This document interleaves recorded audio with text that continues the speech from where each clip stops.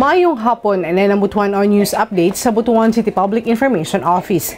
Gipahigayon sa Department of Agriculture pinaagi sa High Value Crops Development Program ang gulayan sa Barangay Program Technical Working Group, ang evaluation sa mga barangay local government unit nga nagpatuman sa gulayan sa barangay program.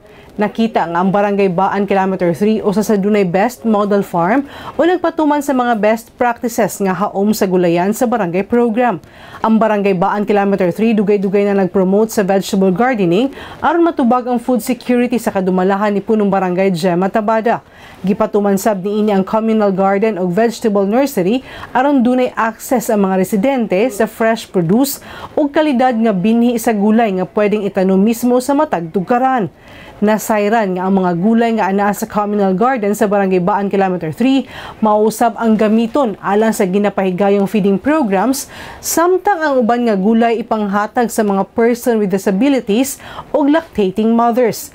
Ang gulayan sa barangay program usa sa nasudnong inisyatibo sa DA nga aron mahatagan sa insaktong nutrisyon sa komunidad ug makabot ang food security. Sa laing balita, may tambo ang mga kalalakihan sa aktibidad nga giandam sa City Population Office sa kasaulugan sa International Men's Day sa Barangay Doongan Covered Court adlawng Biyernes. Gisugdan kini sa usa ka motorkada nga nituyok sa syudad sa Butuan. Human sa motorkada, aktibo nga ni partisipar sa Zumba activity ang mga partisipante. Sa mensahe ang gihatag ni Consihal Shere May Busa, gipasalamatan niya ang mga kalalakihan tungod silang papel sa pamilya o sa komunidad. Alang kang Mr. God Federation President Ray Poloyapoy, dako iyang pasalamat na gihatagan sila og usa ka adlaw nga kasaulugan sa tibuok kalibutan. 24 ka barangay sa syudad ang nitambong sa kasaulugan na dunay temang Healthy Man, Healthy World. Ako nagpasalamat ko uban sa akong mga kaubanan nga gitagaan mi og luna sa kagamahanan.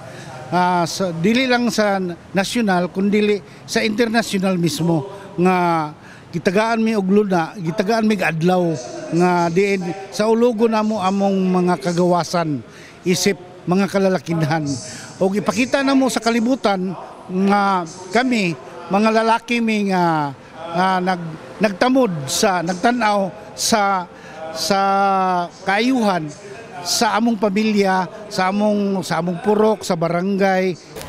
Og makata mga updates ng adlaw alang sa mga updates, follow the like official Facebook page, TikTok, Instagram ug Twitter account ug subscribe sa YouTube channel sa Butuan City Public Information Office. 35 days na lang, Pasko na. Ako si Charmaine Awitan, daghang salamat.